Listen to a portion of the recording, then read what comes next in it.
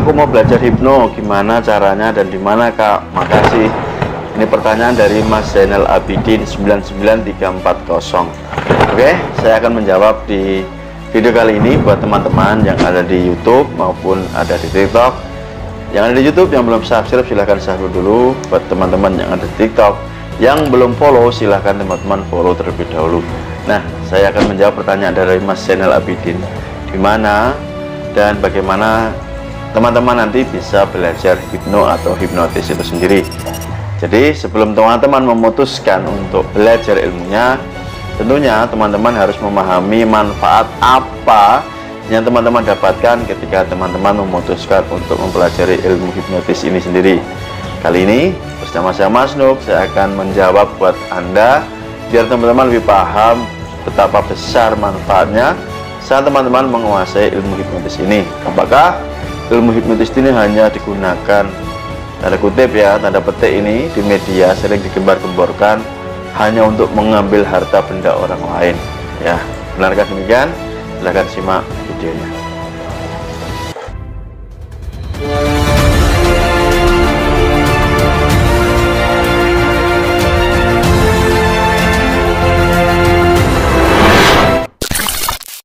Assalamualaikum warahmatullahi wabarakatuh. Kembali jumpa dengan saya Mas Nuk dari Pondok Hipnotis Indonesia. Sangat terima kasih buat teman-teman yang sudah setia dan hadir ketika saya membuat video menjawab pertanyaan dari Mas Zainal Abidin tadi tentang bagaimana saya harus memulai ketika belajar hipnotis. Oke, yang pertama teman-teman harus mengetahui apa definisi ilmu hipnotis sendiri ya, supaya Anda tidak bingung. Saya jelaskan singkatnya, ilmu hipnotis adalah ilmu untuk mempengaruhi pikiran alam bawah sadar manusia. Nah, kenapa kok harus dipengaruhi nih Mas Nuk? Efeknya buat apa? Manfaatnya buat apa? Oke teman-teman, pahami dan sadari banyak orang ini yang sebenarnya cara berpikirnya kurang tepat, mindsetnya kurang pas. Makanya dengan ilmu hipnotis diharapkan nanti bisa dilakukan yang namanya reprogramming ya, memprogram ulang pikiran. Contoh-contoh pikiran yang nggak pas itu apa?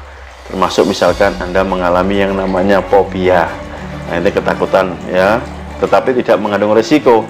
Nah, ini kan bentuk salah pikir. Masa ada orang ini yang takut dengan nasi putih, takut dengan rambutan, takut dengan kerupuk. Nah, apakah benda-benda tersebut berbahaya? Tentu saja tidak, bukan? Nah, itu termasuk cara berpikir yang tidak tepat. Nah, dengan ilmu hipnotis kita ini dapat masuk ke pikiran alam bawah sadar karena memori tersebut tertanam di sana. Hanya seorang penghipnotis yang bisa masuk ke pikiran alam bawah sadar dan memprogram ulang dengan program-program yang baru tentunya, sehingga nanti fobianya sembuh.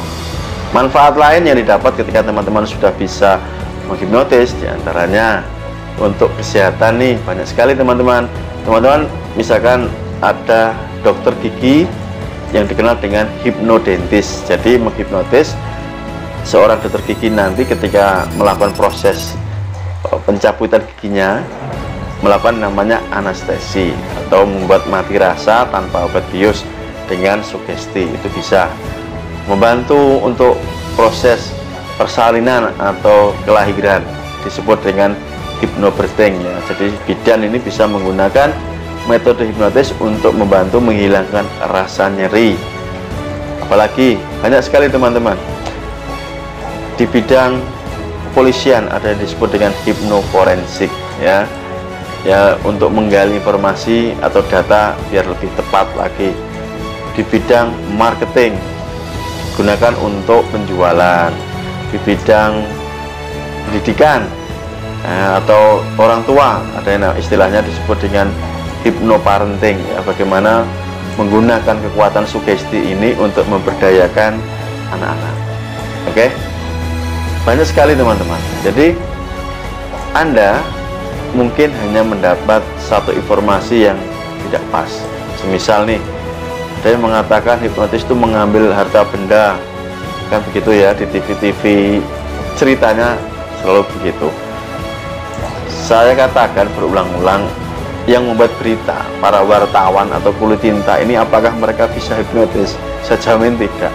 Mereka tidak paham ilmu hipnotis, tetapi berani menulis tentang ilmu hipnotis. Saya ada pengalaman menarik nih teman-teman. sebelum saya menjawab pertanyaan Mas Zainal kemana harus belajar.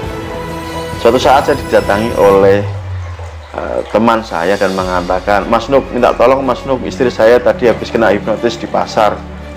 Oke, terus ceritanya gimana? Ini kalungnya hilang, katanya ditepuk, ya, ada gelangnya, cincinnya emas tuh hilang. Hingga pada suatu saat saya diajak ke rumahnya.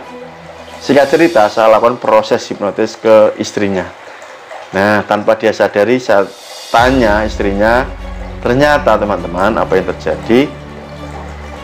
Ada kalung emas tadi, ada cincin emas, ada perhiasan tadi, ternyata dijual oleh istrinya sendiri di pasar, bukan karena diambil orang lain, tetapi pengakuannya ke suaminya akibat kena hipnotis. Ini kan mengkambing hitamkan ilmu hipnotis, karena biasanya kalau orang sudah mengatakan saya kena hipnotis, ya, memposisikan sebagai playing victim, sebagai korban, maka apa yang terjadi akan dimaklumi, ya.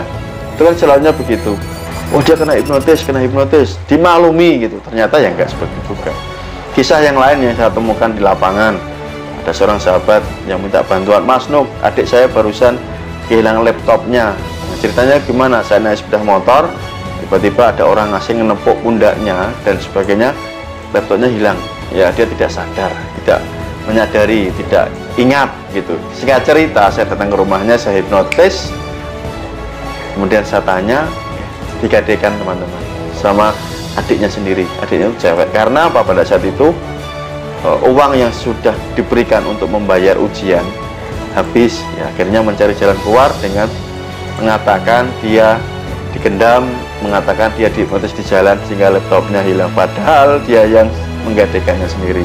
Ini fakta teman-teman. Jadi banyak sekali cerita-cerita lucu menurut saya yang mengkambing hitamkan ilmu hipnotis. Jadi buat Anda saat ini yang menonton video ini, Anda harus berpikir cerdas, ya.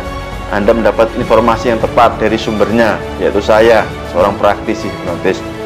Terakhir, untuk menjawab pertanyaan tadi, bahwa Anda bisa belajar ilmu hipnotis ini lewat media apapun, ya. Anda belajar dari TikTok, mungkin kalau ada, dari YouTube, ya, TikTok saya, YouTube saya, ataupun Anda bisa mengikuti kelas pelatihan atau kelas privat, bisa membeli buku.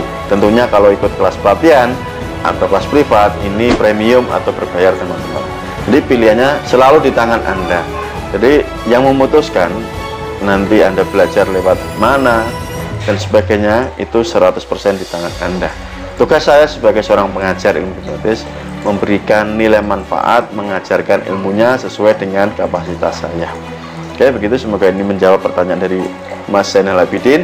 Dan buat Anda semua para penonton yang ada di YouTube ataupun di TikTok, mulai saat ini Anda lebih mengerti. Oke, sampai jumpa. Buat Anda yang sudah siap, saya tunggu di kelas pelatihan saya. Nomor WA-nya di sini. Yang mau membeli e-book kitab Mahir Hipnotisnya, silakan Anda hubungi juga di sini. Terima kasih. Assalamualaikum warahmatullahi wabarakatuh. See you next time. Bye bye. See you.